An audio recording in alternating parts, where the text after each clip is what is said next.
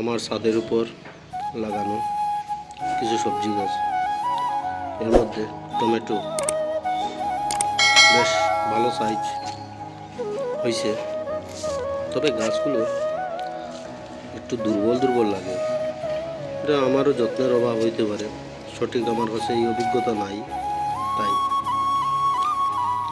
ফুলকপি সময়ে অতিরিক্ত হয়ে গেছে, তারপর ধরতে আসে গ্রো ব্যাগে আনিয়ে লাগাইছিলাম। এই আর একটা ফুলকপি, তবে ফুলকপি খাইয়া সারছি 2-3টা, আর বাকি সময় এখন তো ওভার হয়ে গেছে, বৃষ্টির সিজন আই গেছে, কতটুকু হইব যা হইব তাইলা। তবে ব্রকলি সাইজ মোটামুটি ভালো। আজকে ব্রকলির এখন আনছি কয়টা বাড়িয়া খাওয়ার উপযুক্ত, দেখি খাইয়া দেখবো কীরকম হয়। কোনো সার ইউজ করছি না, শুধু গোবর সার আর কলার বাকলের জল, কলার বাকলটারে পচাইয়া জল দিছি।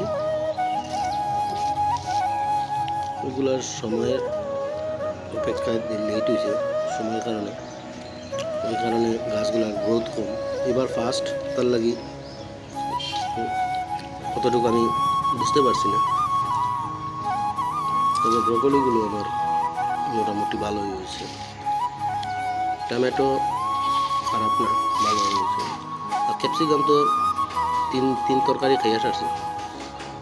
ক্যাপসিকাম আমি জানতাম না যে এইভাবে হইব, ভালোই হয়েছে, রেজাল্ট ভালোই পেয়েছি। এখন এগুলো আস্তে আস্তে বড় হইতে আছে। আরও ছাদের উপরে গ্রো ব্যাগে করছি, যতটুকু পারছি, কোনো সার ইউজ করছি না।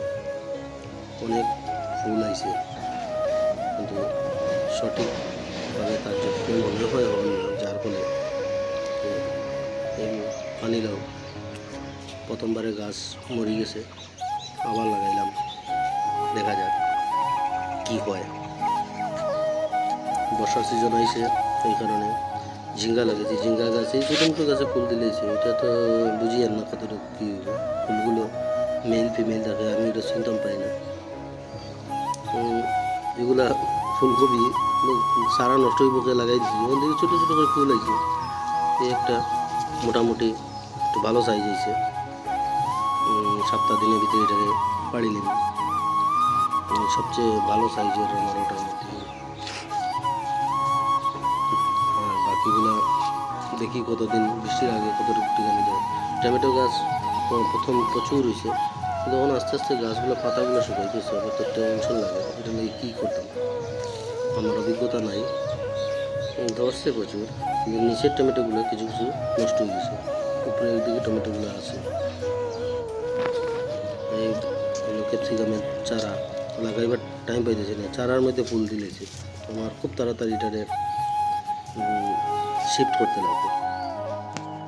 এই হলো আমার গার্ডেন। আমার এই ভিডিও দেখার জন্য আপনাদের অসংখ্য ধন্যবাদ। অভিজ্ঞতা নাই, তারপরেও চেষ্টা করছি।